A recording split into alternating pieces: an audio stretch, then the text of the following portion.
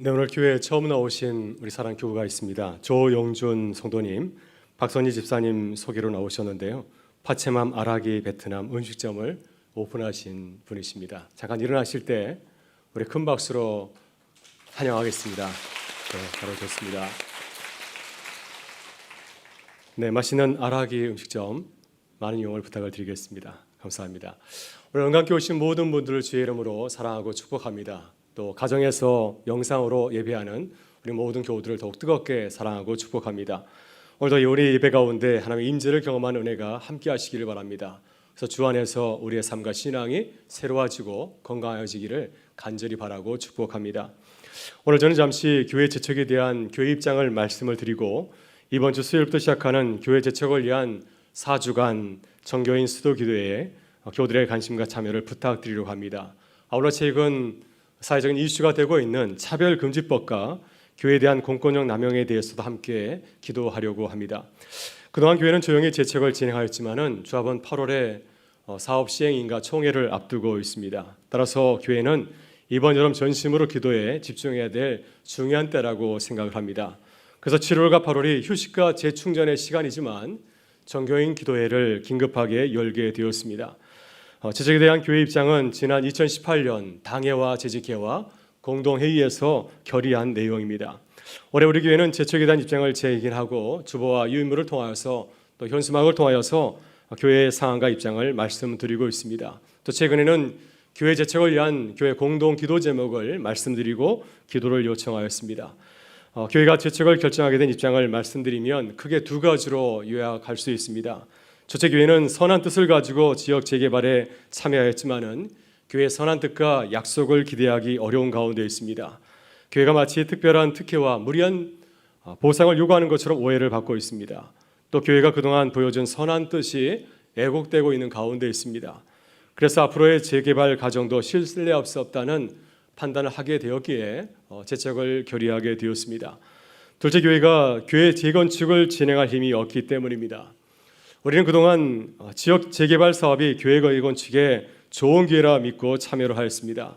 그러나 최근의 경제 동향과 그리고 코로나19 이후에 교회의 위기 상황을 고려해 볼 때 교회 재건축은 자칫하면 교회 존립을 흔들 수가 있습니다.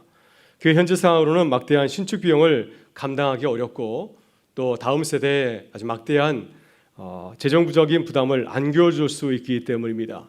당회발전위원회는 이와 같은 사항을 진지하게 또 고민하고 또 판단하게 되었습니다. 이것이 교회가 재척을 결정하게 된 중요한 이유입니다. 따라서 이 문제를 잘 해결해야 교회가 앞으로 지역 재개발 과정에서 어려움에 휘말리지 아니하고 또 교회 존립을 지키고 또 이 지역에서 교회 사명을 잘 감당하게 될 줄 믿습니다. 여러분, 우리나라는 코로나19를 맞이하여서 정부와 온 국민이 하나 되어서 방역에 힘쓰고 있습니다. 하나 되었기 때문에 이 방역에 힘쓰고 있고 또한 좋은 결과를 가져올 수가 있었습니다. 또 우리 교회도 한마음으로 코로나를 대응하였기 때문에 지금도 안전하게 모여서 예배를 드릴 수 있는 그런 가운데에 있습니다. 지금 진행되고 있는 지역 재개발과 교회 재척의 문제도 전 교인의 단합된 힘과 의지가 필요합니다. 이를 위해서 교회가 전심으로 기도하는 것이 우리 교회를 지키고 보호하는 길인 줄 믿습니다. 이것이 주의 몸된 교회를 사랑하고 또 세우는 길인 줄 믿습니다.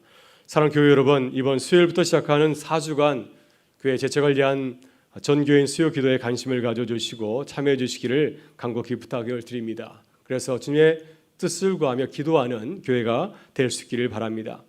오늘 이러한 절박한 위기 가운데는 우리에게 주시는 하나님의 말씀은 창세기 28장에 나오는 야곱의 이야기입니다. 야곱이 형 에서를 펴하여서 도망치다가 길바닥에서 꿈을 꾸다가 하나님을 만난 감동적인 이야기이죠. 오늘 본문은 제가 특별히 오늘 예배에서 선택한 본문이 아니라 교회력에 따른 성서 정가에 따른 이번 주일 성경 말씀입니다. 저는 한 주간 이 말씀을 묵상하고 준비하면서 하나님께서 우리를 이루하시는구나, 우리에게 주시는 유언의 말씀을 깨닫고 감사하게 되었습니다. 창세기 28장에서 야곱은 놀라운 신앙적인 체험을 하였습니다. 그는 길바닥에서 돌을 베개 삼아 잠을 자다가 하나님을 만났습니다. 야곱이 하나님을 만났을 때 야곱은 어떤 처지 가운데 있었습니다. 그 처지가 참 딱하고 또 절박한 가운데 있었습니다. 그는 고향에서 형 에서를 펴하여 급하게 도주하는 길이었습니다. 왜냐하면 그가 형의 축복권 또 형이 차지할 수 있는 아버지의 축복권을 갖다가 빼앗았기 때문이죠.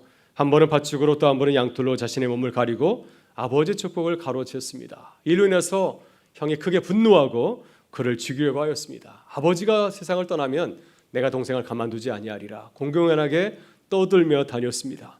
그래서 야곱은 형의 무서운 살이를 느끼고 이제 더 이상 도망칠 수가 없어서 이 고향집을 떠나게 된 것이었습니다. 이제 야곱은 내일을 기약할 수 없는 신세 가운데 있습니다. 900km가 넘는 그 먼 거리, 애삼촌의 집에까지 가야 되지만 무사히 갈 수 있을지 확실하지가 않습니다. 또 그곳에 간다 할지라도 애삼촌이 나를 반갑게 맞이해 줄까? 내가 그곳에 안전히 살아갈 수 있을까? 장담할 수 있는 가운데 있고 내가 집을 떠나지만 다시 안전하게 고향집에 돌아올 수 있을까? 도무지 알 수 없는 가운데 있습니다. 또 갑자기 도망치듯 집을 떠났기 때문에 무엇을 챙기며 길을 떠났겠습니까? 아마 그는 빈털터리로 길을 떠나게 되었을 것입니다. 야곱은 전혀 내일을 알 수 없는 불안감과 두려움을 가지고서 도망치는 사면초가의 신세 가운데 놓여 있습니다. 그런데 야곱은 이 피난길에 놀라운 경험을 하게 되었습니다. 야곱은 이스라엘의 최남단이었던 브엘세바에서 최북단에 있는 하란까지 도주하는 길에 하룻밤을 길에서 노숙하게 되었습니다. 그날 밤 야곱은 길가에서 잠을 자다가 꿈에서 놀라운 광경을 보게 되었습니다. 어떤 꿈을 꾸게 되었습니까? 꿈에 보니까 사닥다리가 이제 땅에서부터 하늘로 놓여 있는데 자세히 바라보니까 그 사닥다리에 하나님의 천사들이 오르락내리락 하고 있었습니다. 저 멀리 하늘에서 자신이 자고 있는 이 땅까지 천사들이 오르락내리락 하고 있는 것을 보게 되었습니다. 그리고 이 놀라운 광경을 바라보면서 크게 놀라고 있는데 하나님께서 자신을 향해서 들려주시는 약속의 말씀을 듣게 되었습니다. 하나님은 자신을 소개하였습니다. 나는 여호와여 너희 할아버지 아브라함의 하나님이요 이삭의 하나님이니라. 그리고 그에게 축복의 말씀을 던져 주었습니다. 내가 이 땅을 너에게 주리라. 너희 자손이 복을 받고 천하 만민이 너로 말미암아 복을 받으리라. 내가 너와 함께하고 내가 다시 이 땅으로 돌아오게 되리라. 야곱은 잠에서 깬 후에 하나님의 임주와 축복을 생생하게 느끼고 고백하였습니다. 여호와께서 과연 이곳에 계시거늘 내가 알지 못하였도다. 두렵도다 이곳이요 이곳은 하나님의 집이요 이는 하나님의 문이로다. 하늘의 문이로다. 바로 이곳이 하나님의 임재가 일어난 놀라운 영광스러운 자리라고 하는 것입니다. 그리고 야곱은 그 자리에서 일어나서 자신이 베개로 삼았던 돌을 기둥 삼아서 그곳에 기름을 부었습니다. 그곳에서 생애 처음으로 하나님께 첫 예배를 드리고 좁고 보이지만 거룩한 소원을 하였습니다. 메세성경은 야곱이 드린 첫 소원을 이렇게 소개하고 있습니다. 이제 시작하는 이 여정에서 만일 하나님이 저와 함께 계셔서 저를 지키고 보호하시며 먹을 것과 입을 것을 마련해 주시고 저로 무사히 제 아버지 집에 돌아가게 해주시면 하나님께서는 제 하나님이 되실 것입니다. 제가 기념으로 세운 이 돌기둥은 이것을 하나님이 사시는 곳이라 말해주는 표식이 될 것입니다. 그리고 하나님께서 제게 무엇을 주시든지 그 10분의 1을 하나님께 델리 돌려 드리겠습니다. 야곱은 전혀 알 수 없는 길가에서 길바닥에서 놀라운 하나님의 그 신비한 경험을 하게 되었습니다. 야곱이 장음을 청한 그곳의 본래 이름은 루스였습니다. 루스란 지명의 뜻은 편도나무란 뜻을 담고 있습니다. 편도나무는 우리말로 복숭아나무, 아몬드 나무를 말하고 있습니다. 아마도 그곳에 많은 복숭아나무가 있어서 사람들은 그 지역을 편도나무 마을, 루스라 부른 것 같습니다. 근데 야곱은 이곳에서 하나님을 만나고 경험하였기 때문에 그곳 이름을 루스로 하지 아니하고 베델이라고 불렀습니다. 베델 이름은 어떤 뜻입니까? 하나님의 집. 이곳은 하나님의 영광이 임하였던 놀라운 축복의 장소라고 하는 것입니다. 우리는 잠시 야곱이 베델에서 하늘에 닿은 사닥다리를 목격한 사건을 살펴보았습니다. 그렇다면 하나님께서 이 야곱의 사건을 통하여서 우리에게 이루어하시는 말씀은 무엇일까요? 우리는 야곱의 베델 사건을 통하여서 어떤 하나님의 은혜를 배우고 깨달을 수 있겠습니까? 먼저 우리는 사방에 우겨쌈을 당했을 때 하나님을 바라보아야 될 줄 믿습니다. 오늘 본문에서 야곱을 묵상하면 야곱의 삶은 앞뒤가 꽉 막혀 있습니다. 사방에 갈 길이 막혀 있습니다. 야곱은 그의 이름처럼 지금까지 잘 살려고 노력한 사람이었습니다. 야곱이란 이름의 뜻은 뒷발꿈치를 잡은 자라는 뜻을 담고 있습니다. 그가 처음 태어났을 때 먼저 나오는 형의 뒷발꿈치를 붙잡지 않았습니까? 내가 먼저 나가겠다고 형의 뒷발꿈치를 붙잡은 자였습니다. 이 이름의 뜻처럼 야곱은 둘째 아들로 태어난 자신의 숙명을 거부하고 첫째 아들 장남이 되기를 원하였습니다. 그래서 형의 축복을 인정하지 아니하고 형의 장자권을 팥죽으로 빼앗고 또 아버지가 첫째 아들에게 주는 그 축복권도 자신의 몸에 양털을 붙이고 속여서 아버지의 축복을 가로채웠습니다. 그만큼 그는 세상에서 성공하라고 애를 썼습니다. 지금까지는 그의 생각대로 모든 것이 잘 풀렸습니다. 내가 얻고자 하는 것 모든 것을 다 얻었기 때문에 앞으로도 내가 성공하리라 그는 의심하지 아니하였습니다. 그러나 야곱은 갑작스럽게 고향을 떠나게 되었습니다. 자신이 저지른 그 일이 자신에게 큰 화가 되어서 돌아왔기 때문이죠. 형이 자신을 죽이려고 합니다. 그 무서운 형이, 그 사냥꾼 형이 자신을 죽이려고 합니다. 그러나 늙은 아버지와 어머니는 자신을 부화할 수 없기 때문에 그는 집을 떠날 수밖에 없었습니다. 이것이 사방이 꽉 막힌 야곱의 현재 상황이죠. 야곱은 이제 형을 피해서 도망치면서 길바닥에서 잠을 자게 되었을 때 처량한 자신의 신세를 바라보면서 어떤 생각을 했겠습니까? 아마 그는 크게 좌절하고 절망하였을 것입니다. 근데 야곱은 그 절망의 길바닥에서 놀라운 경험을 하게 되었습니다. 꿈을 꾸었습니다. 꿈에 보니까 사닥다리가 하늘에 닿은 것이 보였습니다. 여러분, 이것은 무엇을 의미하고 있을까요? 왜 하나님께서 그에게 하늘에 닿은 사닥다리를 보여주었을까요? 이 땅에서는 사방이 꽉 막혀 있어도 아무것도 할 수 없어도 하늘은 여전히 열려 있다고 하는 것입니다. 하늘의 문은 열려 있고 하늘의 길은 아직도 나를 위해서 열려 있다고 하는 것입니다. 따라서 야곱의 사닥다리 그 환상은 하늘을 바라보는 하나님의 사인이었습니다. 만일 야곱이 아버지 집에서 아무런 일도 벌어지지 아니하고 형도 그를 죽이려 하지 아니하고 그의 생각들은 모든 것이 잘 되었다고 한다면 그는 어떻게 살아갔을까요? 그는 하나님을 바라보지 않았을 것입니다. 자신의 힘을 의지하고 자신의 머리를 의지하고 겉모습으로 다 상화해서 세상의 모든 것을 차지하려고 하였을 것입니다. 그러나 형이 무서워서 아무것도 하지 못하고 도망쳐서 사방이 꽉 막히게 되었을 때, 사방이 우겼음을 당하였을 때 비로소 하나님을 바라보게 되었습니다. 아니, 정확하게 말하면 사방이 꽉 막혀서 그제서야 하나님이 보인 것이 아니겠습니까? 그제서야 모든 것이 꽉 막히니까 그제서야 하나님의 말씀이 그에게 들린 것이었습니다. 따라서 우리가 살아가면서 사방이 꽉 막히는 것은 하나님의 깊은 뜻이 있습니다. 사방이 막힐 때 어떻게 하라는 것입니까? 눈을 들어서 하늘을 바라보라고 하는 것입니다. 우리를 도우시고 하늘 사닥다리에서 오르락내리락 하시는 그 하나님의 그 천사들을 계속해서 우리를 돕기 위해서 애를 쓰시는 하나님의 손길을 기억하라고 하는 것입니다. 하나님께서는 말씀하십니다. 하나님을 바라보면 하나님께서는 세상의 방식이 아니라 하나님의 방식으로 우리를 도우시고 인도하실 것이라고 말씀하십니다. 여러분, 구약학자 김세곤 목사님은 야곱의 베델 사건, 이 사닥다리 그 사건을 이야기하면서 하나님의 몰래카메라라고 하였습니다. 하나님께서 야곱에게 하나님을 보게 하시려고 모든 상황을 은밀하게 준비하셨다고 하는 것입니다. 야곱의 잘못으로 모든 상황이 막히게 되었지만 하나님은 외면하지 아니하시고 그에게 찾아가서 그에게 길을 열어주시려고 모든 상황을 예비하셨다고 하는 것입니다. 그래서 그 상황에서 눈을 들어서 하나님을 바라보게 하셨다고 하는 것입니다. 이것이 하나님께서 야곱을 위해서 준비한 깜짝 서프라이즈라고 할 수 있지 않겠습니까?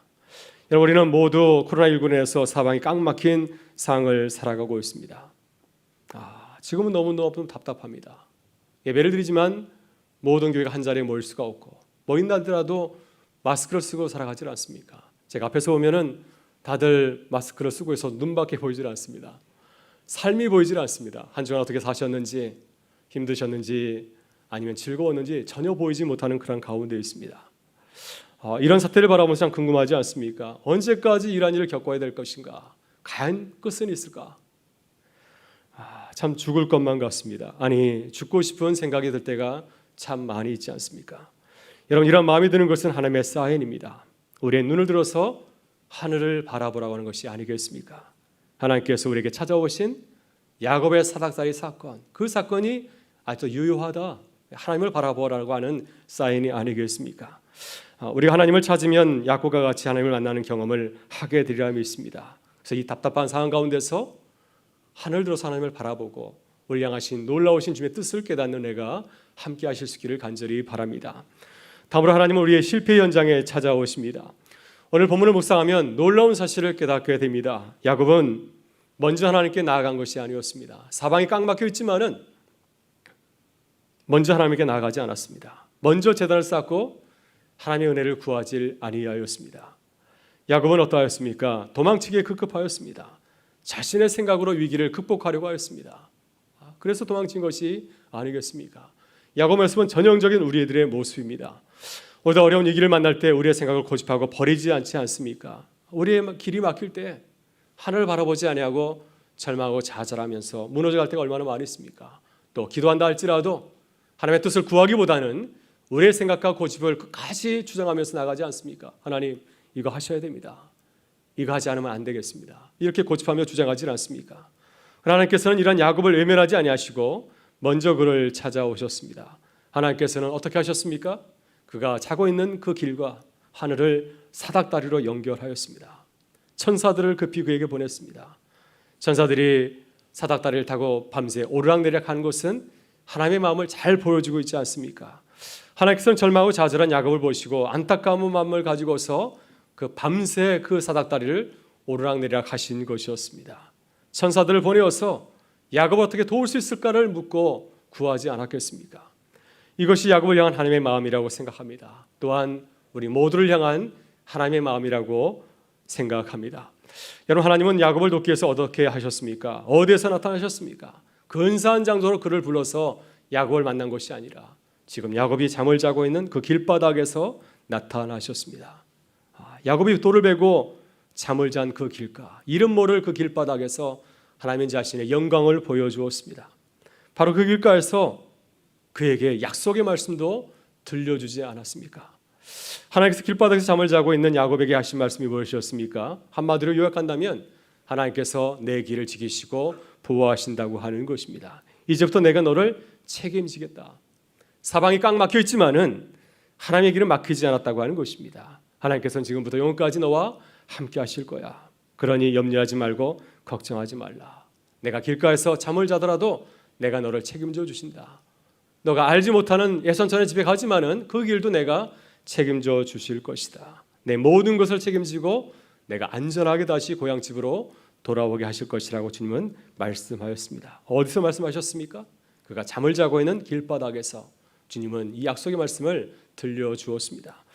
몇 주 전 우리가 예배 시간에 묵상했던 모세의 소명기사를 보게 되면 하나님은 모세에게도 그 일터 가운데 찾아오셨습니다. 그러니까 매일 약대를 입으면서 걸어다녔던 그 길바닥, 그가 주목하지 않았던 떨기나무를 통하여서 주님의 영광을 보여주었습니다. 바로 그곳에서 근사한 곳이 아니라 그가 일하던 그 일터 가운데 찾아오셔서 그를 위로하시고 그를 부르시고 하나님의 사역자로 삼는 은혜를 경험하게 하셨습니다.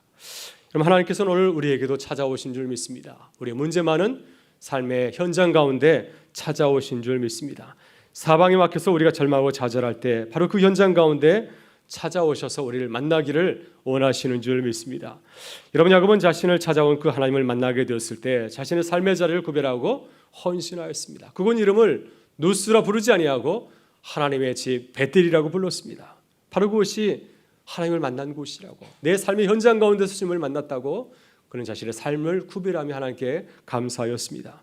여러분, 우리도 우리의 삶의 자리에서 주님을 영접하고 맞이하실 수 있기를 바랍니다. 우리의 삶의 그 현장 가운데서 하나님의 임재를 사모하고 기도하실 수 있기를 바랍니다. 그래서 우리를 절망에서 소망으로 일으켜 세우시는 그 하나님의 그 놀라우신 은혜를 우리의 삶의 한복판에서 경험하는 주의 백성들 되실 수 있기를 주의 이름으로 축원합니다.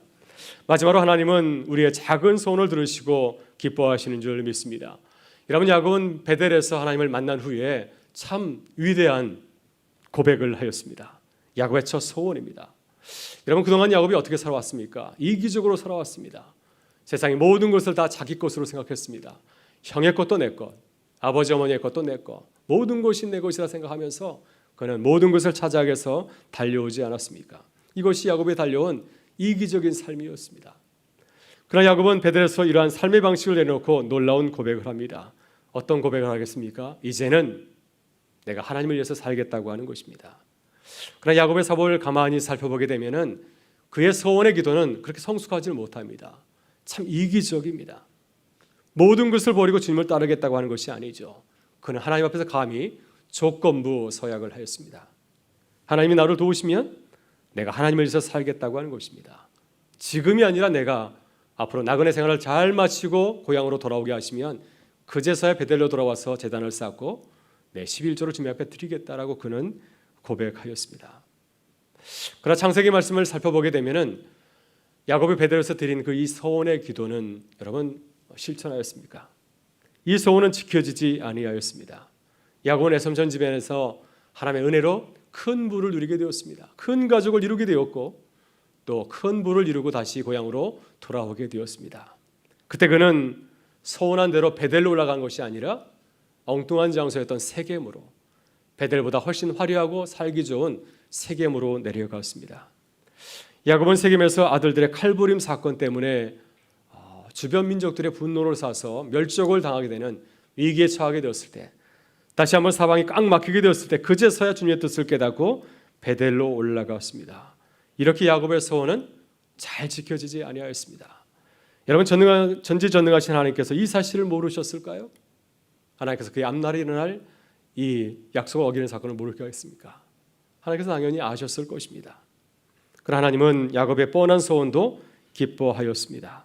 그가 사방이 꽉 막힌 상황 가운데서 억지로 한 고백이었지만 그가 처음으로 하나님께 드린 소원이었기에 주님은 기뻐하셨습니다. 그래서 그 소원을 들으시고 그의 삶을 복주지 않았습니까? 그의 가정을 복되게 하셔서 그 12아들 통하여서 큰 민족 이스라엘을 이루게 하셨습니다. 이렇게 하나님은 우리의 작은 소원을 들으시고 감격하고 기뻐하시는 분인 줄 믿습니다. 여러분, 하나님은 우리가 힘들고 어려울 때 고백하는 작은 기도에, 그 신음소리에 귀를 기울이시고 또 응답하시는 분이신 줄 믿습니다. 하나님은 베델의 길바닥에서 드린 그 소원, 그 이기적인 소원을 하나님은 기억하셨습니다. 우리가 힘들고 어려울 때 야곱과 같이 하나님께 기도하실 수 있기를 바랍니다. 어떤 소원든지 드리실 수 있기를 바랍니다. 너무 고상한 소원, 여러분 그렇게 하려고 하지 마시고요. 야곱과 같이 이기적인 소원이라 할지라도 간절한 마음을 가지고서 저 앞에 고백하실 수 있기를 바랍니다. 주님께서 우리의 그 간절한 소원을 기뻐하시고 우리를 선한 길로, 또한 축복의 길로 인도하실 줄 믿습니다. 여러분, 우리는 야곱과 같은 처지에 있습니다. 사방이 꽉 막혀 있습니다. 코로나19가 우리를 무능하게 하고 우리의 삶을 무력하게 만들고 있습니다. 또 최근 사회적으로 우리가 걱정하고 있는 차별금지법이 발의되고 또 준비하는 가운데 있습니다. 만약 이 법이 국회에서 통과하게 되면은 우리의 건강한 사회를 해칠 수가 있고 또 교회의 신앙과 자유를 위협할 수 있는 가운데 있습니다. 우리 교회는 또한 재개발로 인해서 교회 전립을 위협하는 어려운 위기 상황 가운데 있습니다. 그래서 교회는 절박한 심정을 가지고서 재척을 기하고 또 전교인 수요기도회를 소집하게 되었습니다. 여러분, 우리가 이러한 절박한 상황에서 해야 될 일은 무엇일까요? 그것은 오직 하나, 하늘을 바라보는 것입니다. 하늘의 길을 바라보는 것입니다.